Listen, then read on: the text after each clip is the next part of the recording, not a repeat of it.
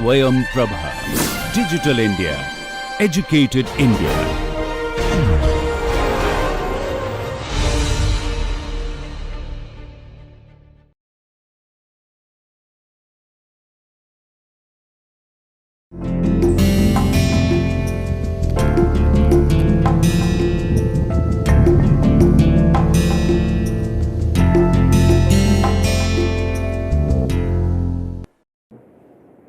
Hello everyone and welcome back.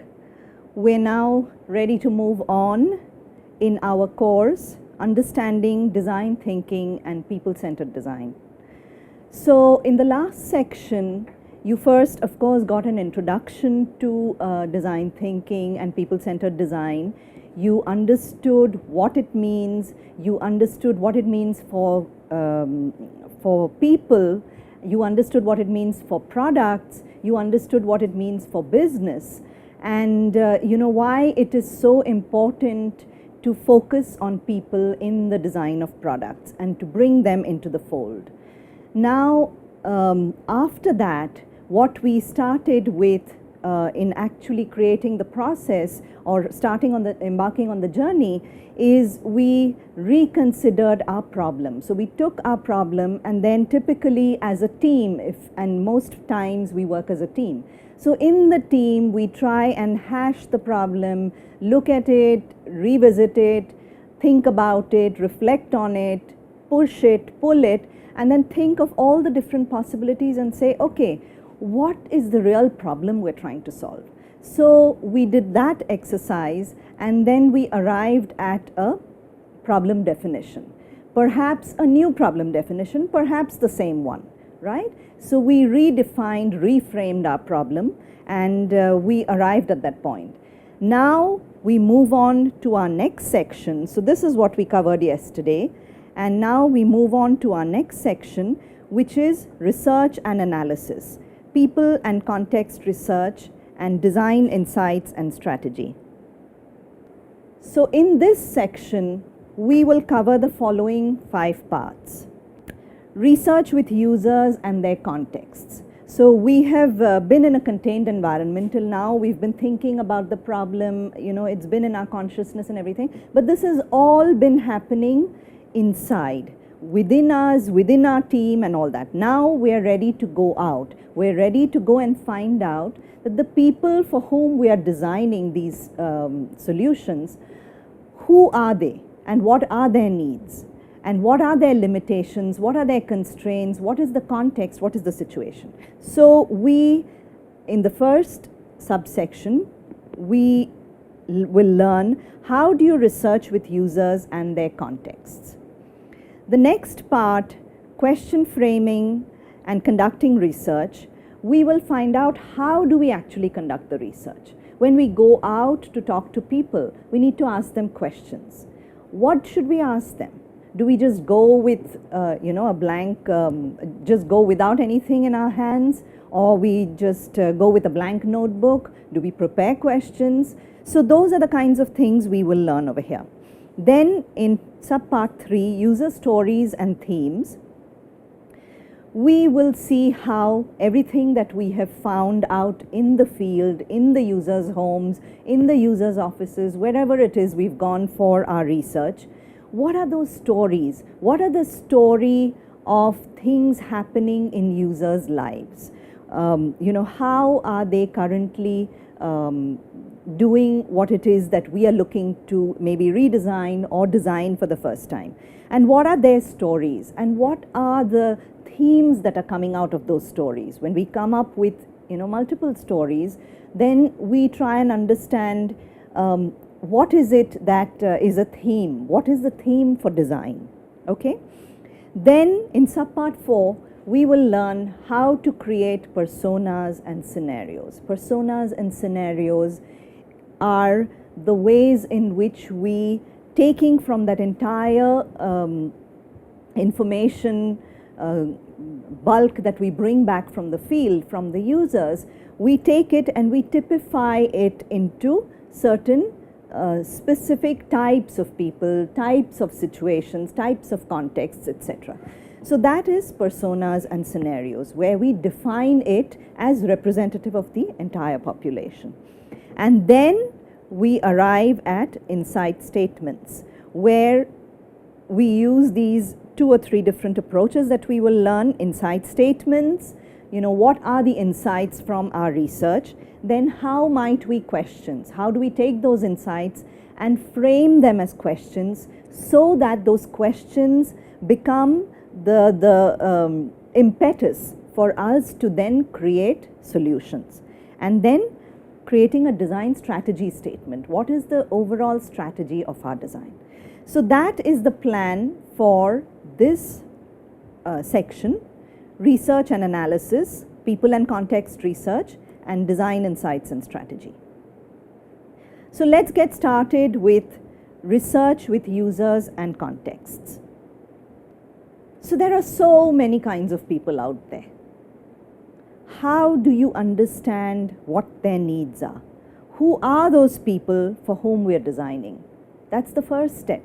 We need to think about who are those people. If, the example that we looked at yesterday, let's say the walking stick or the service that we were designing in order to engage elderly people, who are those people?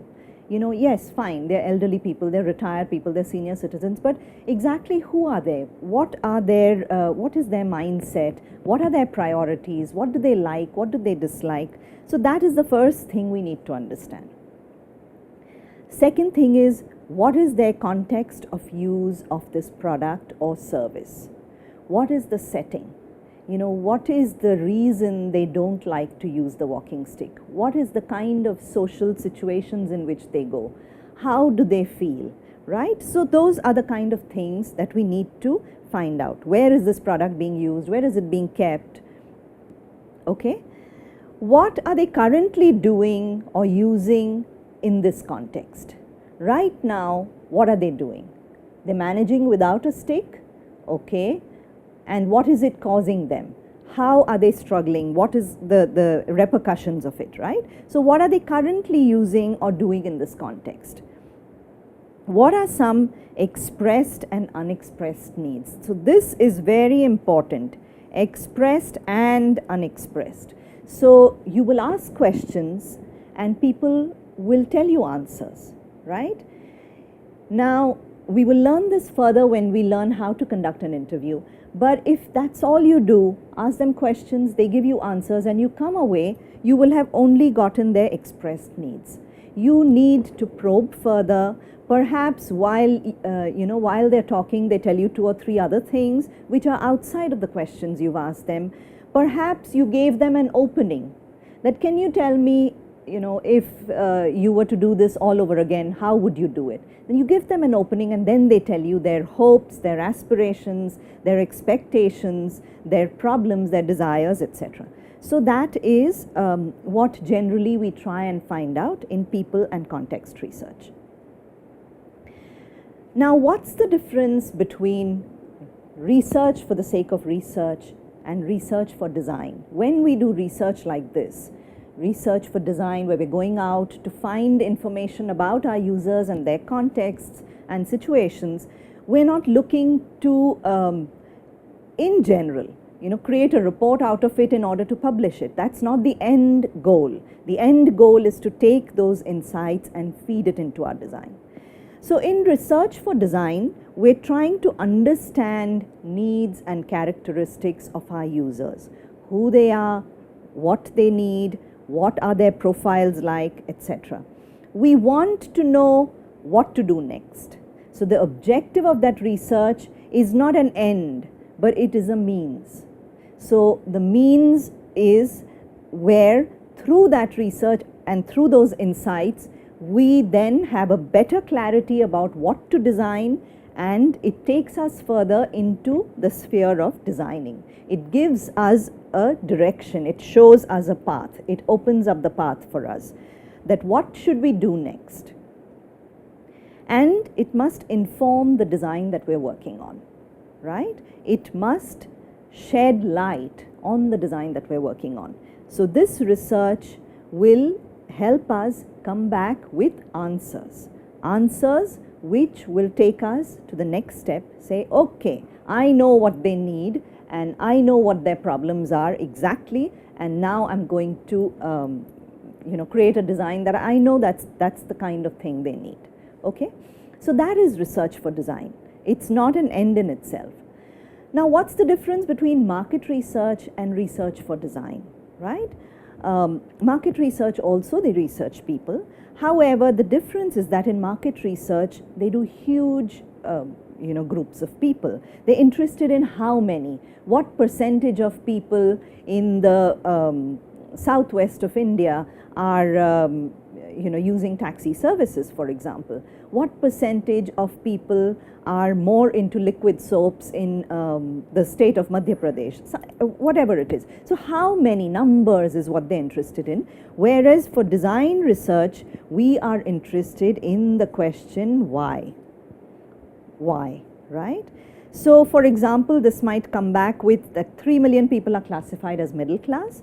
In design research, we will have questions like, why is this segment still not using this particular kind of product? Okay, so why are they not? Why is this ecosystem not producing a product like the one we are thinking of innovating? Why has it not been designed? This is a very important question, regardless of this topic that I'm talking to you. It's a very important question for you to ask when you start designing. That why has this not, when you think you've come up with the ultimate design, a brilliant design idea, why has it not been done before? Has it been done before? These are important questions to ask, right? So that's the broad difference between market research and design research. And therefore, we work with much smaller numbers focused on qualitative aspects of the answers. So typically, this would be like a one standard question set that would be translated across different regions, whereas ours would be a customized, depending on the product, depending on the context, depending on the user type, we would customize our questions, okay? Because we want to know exactly about that particular aspect of the product or that aspect of the area that we're working on. The next thing is, who is this user? Who is this person that we need to find information from? Why can't I just answer? I'm pretty smart, I'm pretty intelligent, I know so much about so many things. Why can't I answer that question? When I say I mean you. Why can't you answer that question and say, well, I'm the user, let me answer those questions. I think elderly people feel this way. I think children react so and so way. I think, women's needs for snacky products is like this. Well, that's the first thing you need to completely jump off of, okay? And this says, know thy user, for it is not thee. That is the first important thing you must know, that you are not the user, right? You are not the user. You are definitely not the user. Anyone who is involved in the design of the product, anyone who is involved in the engineering of the product is not the user. So, if you think of a product like televisions, right? If I ask you who's not a television user, let's say in an urban setting only, you would find it laughable, right? Who is not a television user? But believe me, when I worked on these products, I found that when you're an engineer working on television products versus when you're a TV watcher, you're two very different people. So when you're an engineer, you know the nitty-gritty of the product, and those are the things we need for our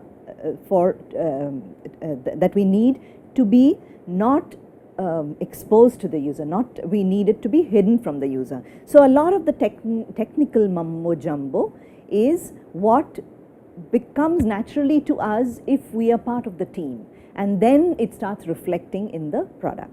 So first, an important thing to remember is know your user, because it is not you, definitely not you. So who are these? These are a herd of sheep. And what do you know about sheep? So sheep typically go in herds. They go together, they follow the shepherd, they follow the dog who, I'm not getting that name, but they follow, they follow us, they bundle together and they live together, right? So remember, your users are not sheep. They are thinking people with specific needs and wants. You cannot expect that people will just you create something and they will just blindly follow it. Particularly today, those days are gone where we are able to push things down people's throats, and perhaps designs that are not the right ones could also be pushed through. But those days are gone now. Your users are thinking people with specific needs and wants. They are thinking people. All right, so now we need to do what is called need finding. We want to find what their needs are. And if you look at this representation, it's kind of neat, right? You can see that it's a big jumble, like a completely mangled ball of wool. And then it slowly starts to unravel until this point where it's all become clear, right? So this is what the need finding process is like. This is a nice visual representation where you start with this big jumble, and when you start as you do more and more, you're thinking, what is going on? I cannot make sense of this. Trust me, you will make sense of it. This starts to unravel to a point when you will start to see patterns. You will start to see the fog clearing, and you'll start to see what are the real needs of those people. So what is need finding? A means by which we seek to discern, to determine the needs, desires and vision of others, so we can explore ways, that is what we're trying to do when we design, ways to address their needs, fulfill their desires, and create ways to actualize their envisioned future. What do they see in the future? What do they see as far as their needs? What do they see as an end to their problems, right? So this is, need finding is the means to determine that, and giving us ways to explore those things so we can define. What our design is. It is a refined version of the skills and attributes we all possess that are purposed to help others as we work to design a future for their benefit. So, as I told you, design is a way of life. Design has the power to improve lives. Design has the power to make a huge difference in people's lives. So that is what this is saying. The skills and attributes that we possess that are purposed to help others as we work to design a future for their benefit. So when we design, we're not creating for ourselves, we're creating for other people. So we need to do just that, focus on those other people. Now, many of you in organizations must be familiar with UI specifications or user specifications. And you would say, what's the difference? In a document, I'm given the UI specifications, and that is what the user needs. No, they're different. User requirements are the needs. These are fixed. This is a need that a person feels. Okay? Whereas your specifications are a particular solution. They are one solution. There may be other solutions. Through the need, you're trying to find out what are the possibilities of solutions, okay? So that we don't start with this one solution and end with that one solution, okay? All right, so as we embark on trying to find out about the people, we need to understand the landscape of people, right? Who are these people that are involved in this project? So let's say, when Uber started, what must they have done? They must have thought, who are the people that are important in their ecosystem? It is probably taxi drivers, it is customers, passengers, it is people with cars. So, and then it's people, perhaps other kinds of people who cannot drive at all, right? Who have, you know, the ones that can drive and the ones who cannot drive are two separate segments. So that is the landscape of people, the different types of people that are a part of this ecosystem within the problem that we're trying to solve. Who is involved and what do they care about, right? What is their pain? What is the pain they are facing today because there isn't a good service that can take them from point A to point B? What is the pain that the elderly people are facing or young mothers are facing who are not able to drive? And the public transportation also is not supportive enough, right?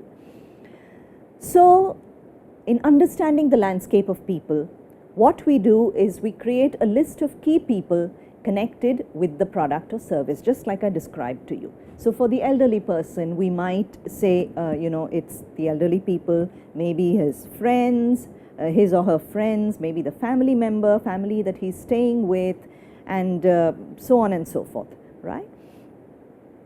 And then try and represent this person, right?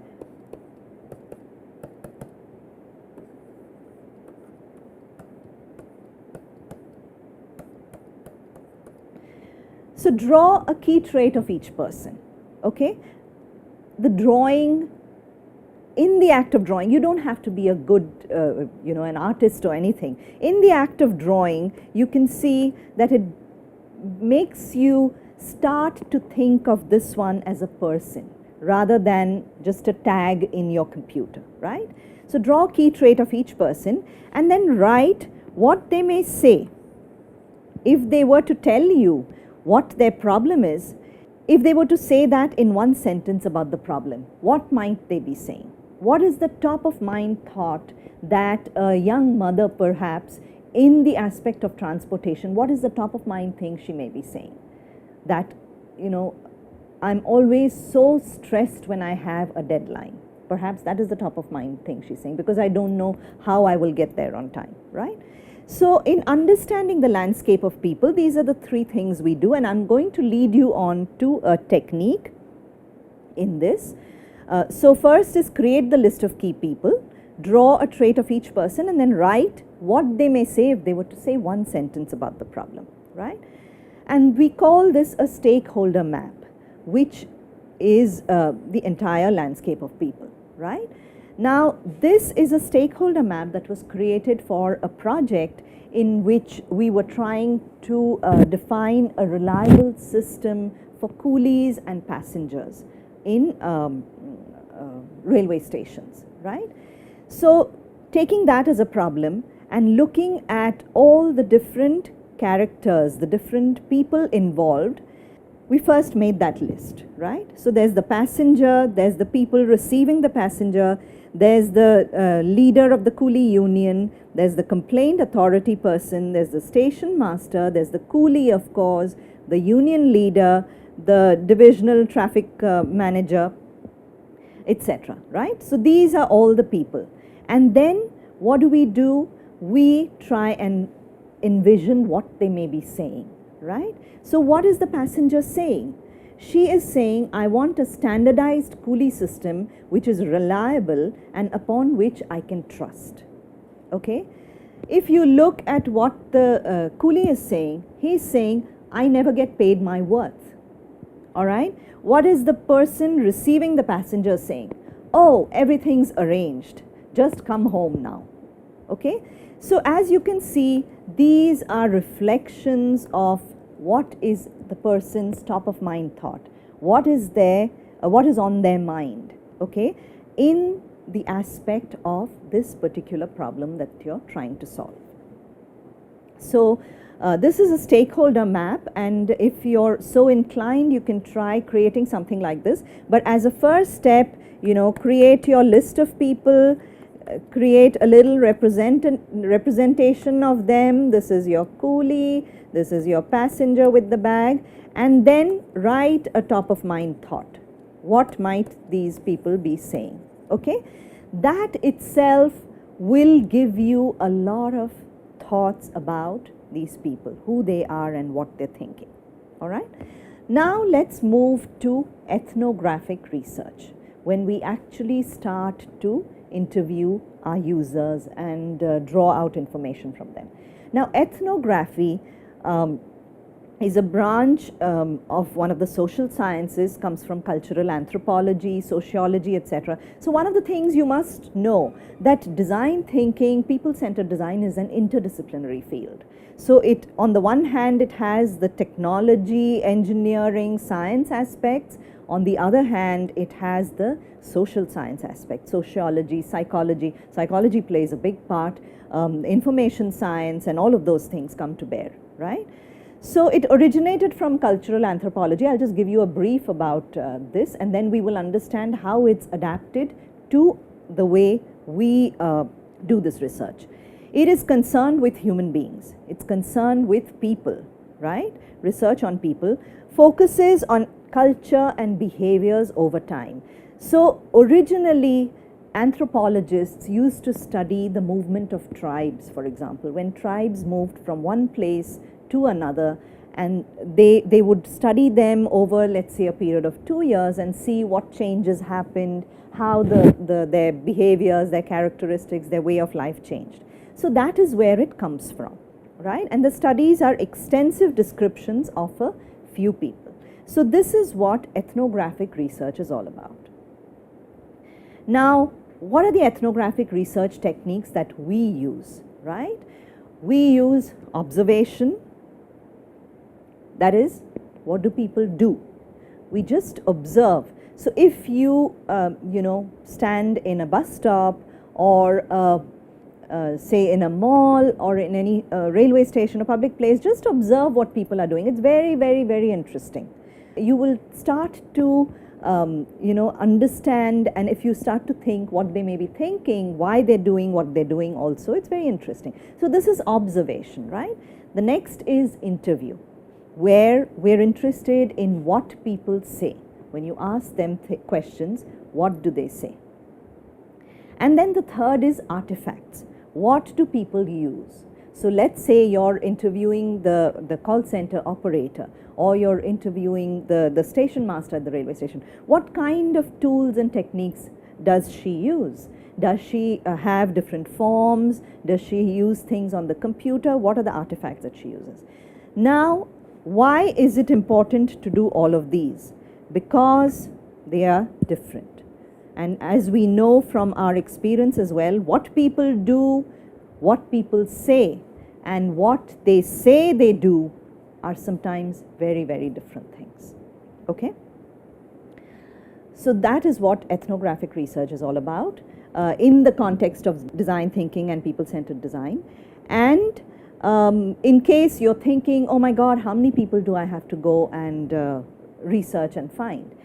The research in this area suggests that about 6 to 8 participants of the right kind will give you very strong, good results. Okay, will give you enough data for you to move on. So when you're trying to do ethnographic research, observe. If you're in the music store, observe how people are selecting CDs. How are they selecting music? What are they doing? So you're in the field now and you're observing, right? Observe from the top maybe of a restaurant, and this is in a mall. How is the flow of food happening? How is the flow of people happening? Where are the plates going? Where is the garbage going? And how many people are alone? How many are coming as a family? Those, all kinds of things like that, right? It's very, very interesting. And of course, this is assuming that this is your area of research, right? At a checkout counter, observe what's happening in the transaction. As she's paying, what happens? What are the steps that happen? What is the interchange that happens between the customer and the clerk? In a shoe shop, observe how do people make decisions? How do they make purchases, right? So that is what it's about, observing. So this is also called field study, and you can either do pure observation just be there and observe and not be noticed. And or you can do field interviews. You go in the field and then you do a one-on-one interview with the person. Or there's another technique called contextual inquiry, where you're asking the person, for example, there's a travel agent and you tell the travel agent that, show me how you make a booking. And then she's going through it and showing you, and then you say, okay, why did you pick this option and not that one? So that is a contextual inquiry.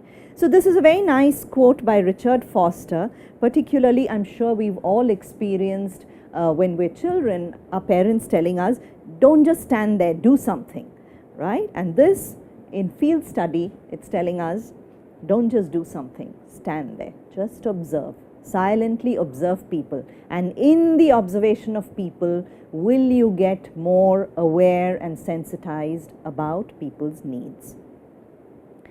So let's say XYZ company has asked you to design a travel kiosk at the airport, okay? A kiosk where people can walk up and print itineraries, print e-tickets and get online help, okay?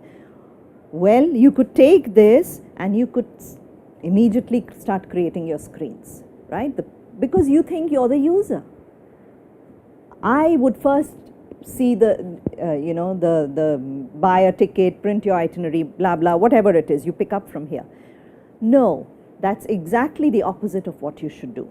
So perhaps you might want to go around to the airport, walk around for a week if it's necessary, as long as it's needed, and observe what people are doing. Do you see this very long line? Why is there such a long line? So what should a kiosk be doing? The kiosk should be taking this long line away, right? So how should the kiosk be designed? For whom should it be designed? For all these people, okay? So you observe, and then perhaps you start interviewing these people, okay? Start asking them questions. One example of field research that I would like to share with you is that was done at Staples several years ago. And Staples, as some of you may know, is a huge stationery chain. They sell stationery products. So this was and I'm giving you all the details just for you to get an idea of what a field research might be, right? So it was a 4-month research. It was called Life of an Order Project. Okay, so what is the life of an order project? It means that from the time the customer, place the order, what happens to that order? What are all the steps that it goes through before the final order arrives at my doorstep or on my desk, right? So it was the life of an order project.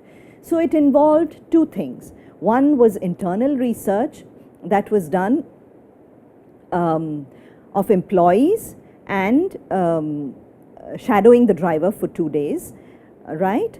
And this is, you can see these are clips of how the driver was shadowed, the person who is actually doing the delivery. So the part, once the order goes out, what happens when it's on the truck, right? What are the steps it goes through? So this is the steps that it went through in terms of the road part of the process. So shadowing is a very powerful technique as well, where you go along with the person. So the travel agent, for example, that I was telling you, perhaps she is going around to do a bunch of different jobs. You say, can I shadow you for half a day? Can I be with you, right? There's a very powerful way to learn about the job of another person. Then what is the other thing they did? They did some external research as well. They did research with business customers, right? And they spent 2 months of planning and internal research plus 1 month of external research and 1 month to communicate. So that's what the 4 months was, right? That's what this project was like. And these are the kind of questions that they were asking their customers. How do you typically gather orders from the staff? And there's a probe. You don't just stop at that. You ask them, if they're not able to think of an answer, you say, do they email you with requests? Do you send out reminders? Do you approach everyone physically? Do you order basic stuff according to the supply levels? unless someone requests otherwise. So these are the questions you're asking, right? How do you typically order office supplies? Why? Is it on phone? Is it by web? Is it the store? So these are probes. And again, when we learn how to frame questions, I will tell you that this probe is in brackets. You don't probe first. Only you have these probes ready with you. Only if the user doesn't have an answer, then do you probe, right?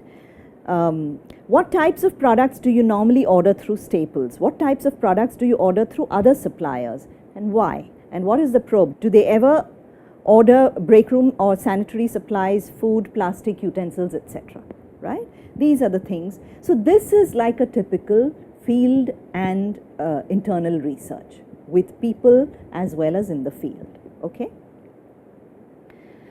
So context makes all the difference, which is why we go out in the field. We need to understand where this product lives, where this user's usage of this product is happening. Yeah. So this particular application was meant to interact with the insurance company. Okay, it was meant to give back information to the insurance company, and the same application was being used in the call center as well as in the doctor's office. Okay. Now what was happening is the call center application was working fine. It was the identical application. But in the doctor's office, that same application used to send in insurance claims back to the insurance company, there was a big turnover of staff. People were not sticking on in the job. And on further probing, what did they find out? That this is a very interrupt-driven environment. So perhaps, you know, when this person was working, when they work at a receptionist, they're also attending to customers, they're also talking to the doctor, also answering the phone. And in the process, this particular application was not very friendly or comfortable with these interruptions. So perhaps they lost their work, perhaps, you know, they were not able to remember something they had entered earlier. So the context makes a very big difference. The same product that was very successful in this environment doesn't work in this environment. All right. I don't know if many of you have read the book by Kishore Biani called It Happened in India. And it's an excellent book. While he is not a designer, some of the things he's talked about in terms of how he researched and arrived at Big Bazaar and Food Bazaar are very, very insightful, in that he approached this very much like a design thinker. Okay, so what he used to do is he used to be watching, observing and listening to customers, listening to what they're saying and keep making changes. And as you know, the supermarkets that the supermarket that was designed for India, for the kind of people in the Indian population that he wanted to bring into his supermarket, were the kind of people who were more comfortable shopping in bazaars. He wanted to bring them into his store, right? They were more comfortable with the bazaar environment, and also they were more uncomfortable being in an air-conditioned supermarket.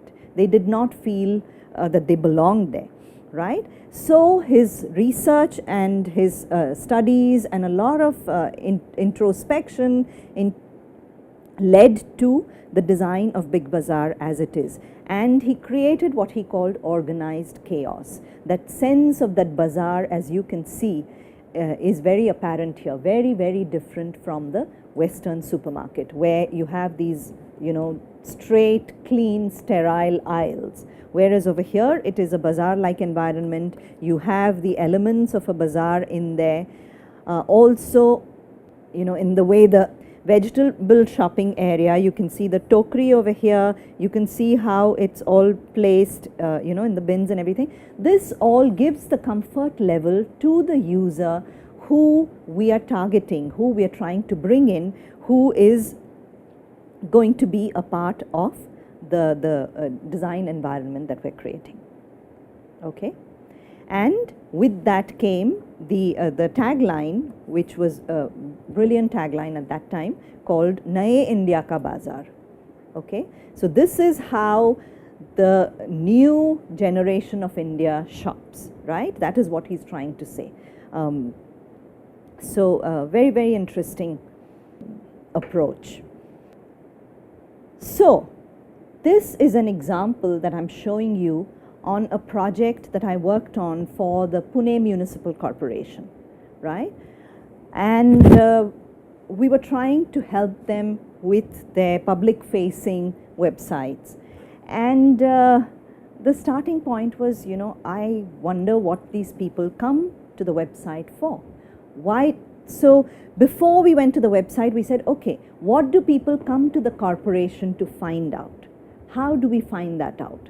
We were really wondering, how do we gather the information? What are people interested in when they come to the corporation, right? So what we did is we went to the reception of the corporation building and we just hung about over there. We just stood near the reception. And in a very short time, we arrived with all these questions. This is what people were coming and asking. Where do I pay property tax? Where do I get a stall license? Where do I get a map for a construction area? How do I make a change in the birth-death registration? Where and whom do I apply for RTI to a particular department? So these were all the things that people were asking. These are very strong insights in how we should design this public-facing portal that we were looking to embark on, right? So I want to share with you some interesting stories about some people and how they actually did this kind of research. So this is a picture of Henry Dreyfuss, who is a very, very well-known designer. And he is the designer who was responsible for working with Singer sewing machine company. He worked on that product. He became very famous for the Honeywell thermostat. Honeywell had a round thermostat that lived for years and years and years, and it's, it still lives. But he was the person who designed it, and many others. So now when Henry Dreyfuss was tasked with designing for Singer, when Singer Sewing Machine Company approached him to design for them, what is the first thing that he did? He and his team went and enrolled in stitching classes. They wanted to understand, how do people learn stitching? How do people do stitching? How do people feel stitching? What does the machine do? What does it not do? So in order to understand that product, he put himself in the shoes of the user. Okay? So very, very important to put yourself in the shoes of the user. This was the Hershey chocolate store in New York City. And the design team, what they did was, in order to figure out how it should work for children, because they were really trying to appeal to children, they got into the user's shoes. And what did they do? They, the entire team, they got on their hands and knees and they spent the entire day on their knees walking around the pavements and around that general area. And what they were trying to do is to see and understand, how does the world look like from a 3-foot view, from a child's view, right? So that is getting into the user's shoes. As much as you can, if you can first-hand experience your user's context, your user's environment, it'll be really helpful for you. This is a designer called Patricia Moore. And Patricia had she started working on products for the elderly, for people with some kind of physical disabilities. And she used to get into this costume. She used to get and wear the kind of things that would restrict her movements, make her not just look but also feel like a really old person. And she did this for a long while, and she actually became one of the leading people with expertise in the area of design for the elderly, and she came up with some really good designs. But she spent an extended period of time dressed like this and also wearing equipment and things that would make her feel like an elderly person.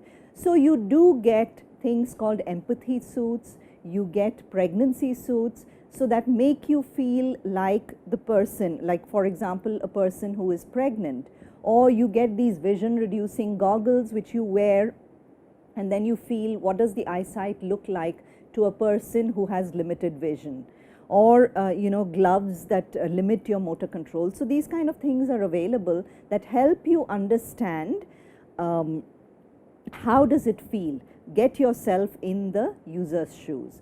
So recently I met with an upcoming actor who was looking to become an actor, and one of the things he was doing, trained by his mentor, he was going around and exactly doing this. So he spent half a day in the petrol pump, and he was filling the cars with petrol, he was doing the billing. So he spent half a day then half a day he went and spent in a vegetable shop where he sat down and he tried to sell the vegetables himself. And the kind of exposure he got and the experience he acquired, I'm sure, is like none other. As a designer, this is part of the whole empathy exercise. You need to feel what your user feels. How would you otherwise design the best for them? This is one of the best ways to do it. So be the customer, take a support call, go to your support center, your customer service center, and then be there at the end of the line when a customer calls, and maybe it's an upset customer. See what it feels like, see the kinds of things they ask. Go to the warehouse and pack an order. Try and see what is involved in actually packaging an order and trying to get it out to the customer. Unpack and set up your own product, or watch someone close to you unpack it, right? It's invaluable, the kind of feedback and information and inputs that that's going to give you. You'll quickly discover, if you are able to be the customer, you'll quickly discover things about them and their experience that you would otherwise have never known. And ideally, those of you who work in offices, working on products, working on designs that currently do not bring the user and the customer into the fold, try and make this a regular event on your calendar. When I was working in one of the companies, I used to keep a list of customers in my drawer, and every afternoon, not every afternoon, every so often in the afternoon, I'd just get in the car and go and visit a customer site. 1 hour at a customer site can be extremely, extremely valuable. So as you go through this exercise and investigating users and trying to understand their needs and everything, you will find that certain user types are emerging. Who are the types of users? Maybe the ones who are eager to do something, the ones who are intimidated, the ones who are the sheep, like the followers. So those kinds of things. And what I would like to emphasize at this point is that this is not a marketing type of segmentation that we do. This is, I'd like to explain to you the marketing versus the role and goal based segmentation that we do in design, role and goal based segmentation. So a marketing segmentation might be something like this, where you have a senior citizen, housewife, teenager, or you might have middle class, low income, wealthy. That gives us zero insights for design. Whereas if we have a group like this, when we are studying different kind of people related to movies, okay, we have moviegoers, people who are who go to see movies, a film industry person who's a professional in the industry, a review writer who writes movie reviews, right? So if you notice, a moviegoer could be middle class, could be a housewife, could be any of those, right? A film industry person could be either of these, senior citizen, middle class, whatever it is. Review writer likewise. So they don't fit into one of these categories, but what brings them all together is the fact that they are an avid moviegoer, is the fact that they all write reviews for the movies. So it is role and goal based segmentation. It is based on their role and their goal, okay? And when we know what we need to know and about this review writer, it gives us insights for design. It gives us information about how to design for the benefit of this review writer, all right? Now, you have done, research with users. You have gone out in the field perhaps, you have spent time there, you have come back with information. So that is one critical part of the research and the most important part, getting in the user's shoes, going out there in the field and actually doing all of this. Now there's also a lot of literature, very big bodies of literature that are available that have done huge amounts of research on how people behave in interacting with products. So it might be a good idea for you at that point to also look at what are the different things available. Let's say you're working on something related to e-commerce, or you're working on something related to banking. So what exists as far as banking users' behavior? What exists as far as e-commerce users' behavior? So these are a couple of sites that I have shared with you. And I avidly follow Nielsen Norman Group. Jacob Nielsen and Donald Norman, they are the two really very big and senior people in this field. And there's UX Matters and 52 Weeks of UX, etc. There are many others. So it would be good for you to look through these and see what kind of research exists. And of course, there's lots of books. One of the books that I'm going to now present to you little excerpts of user research from is called Don't Make Me Think by Steve Krug. Now, this is a nice thin little book and I would encourage you to read it if you get interested and passionate about this subject. He talks about it as a common sense approach to web usability, but believe me, a lot of the principles really apply to design in general.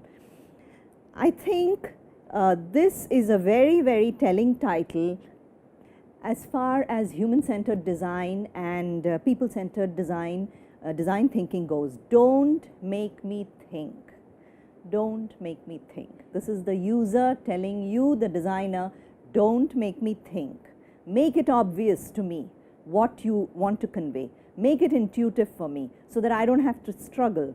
When I look at the design, I know what I'm supposed to do. Okay, so let's look at a couple of excerpts from this. People behaviors. How do users read? Okay, so this is what we as a designer imagine that the user is doing. They're reading from top to bottom, left to right, everything that's on this page, and then they pause for reflection. They think, oh, let me think of this, let me think of that, and finally they click on a carefully chosen link, which is of course the right link. Well, what happens in reality? This is what happens in reality. Zip, zip, jump here, jump there, look for something, look around feverishly. If there's anything interesting or vaguely looks like what you think it is and it looks clickable, click on it. And as soon as you find a halfway decent match, just click on it. If it doesn't work, click the back button and come back again. So that is how users actually behave. They do not behave this way. This is, even though this is the way we would love if they behave, that is not how they behave. Okay, so don't expect people to read everything or even half of what you write. Okay, so without all that, how will you grab their attention? How will you get them to get through what they need to get through in the design that you're creating? How we use websites. What designers build, you know, this neat little thing, and then what does the user see? Everything is all blurry and they're just noticing a few things that they are interested in, and he says, I just want to buy a ticket. I'm not interested in reading about all offers, this, that and everything. I just want to buy a ticket. How do I check my frequent flyer miles? Look here, look there, can't find it, boom, close the thing and leave.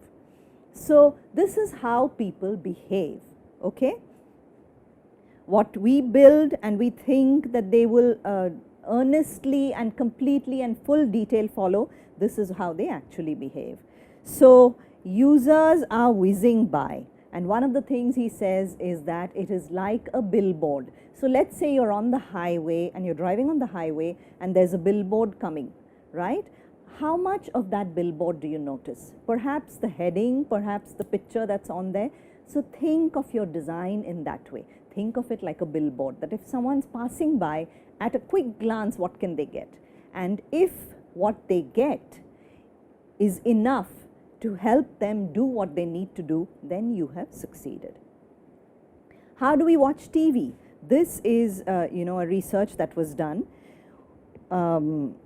And it says that TV viewers like to lean back and passively watch TV rather than sit forward to interact with their TV. A TV is not a computer, right? Even if there's a computer in the TV right now, there's so much programs and so much information and so much decision making, but still, when people are watching TV, they like to be sitting back and not sit forward.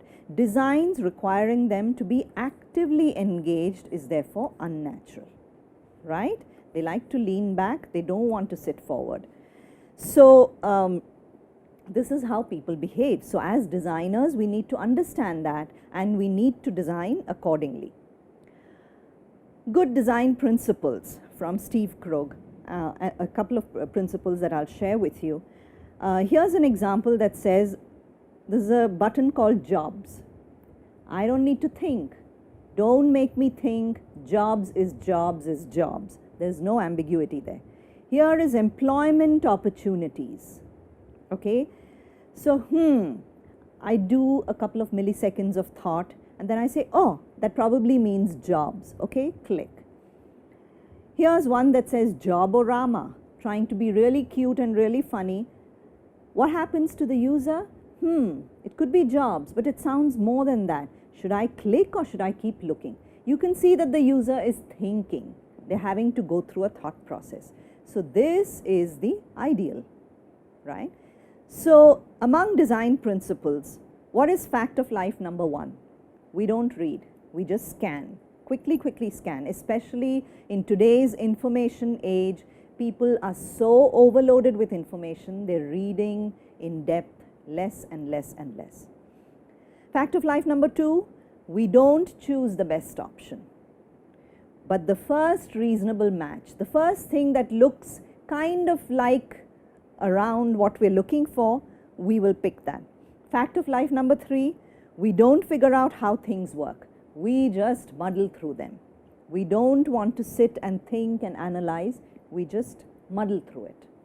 So since we don't bother to spend the time to figure out how things work and we just muddle through somehow, we need to design better billboards, right? That is what it means. As I told you, when you're driving through the highway, what do we see? Just the glimpse of what we get out of the billboard as we're whizzing past it. That is the approach we need to take for design. That what is the most important information and what is the next most important information, etc.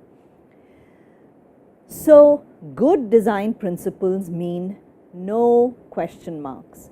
Don't make me think. Why? Because question marks take time.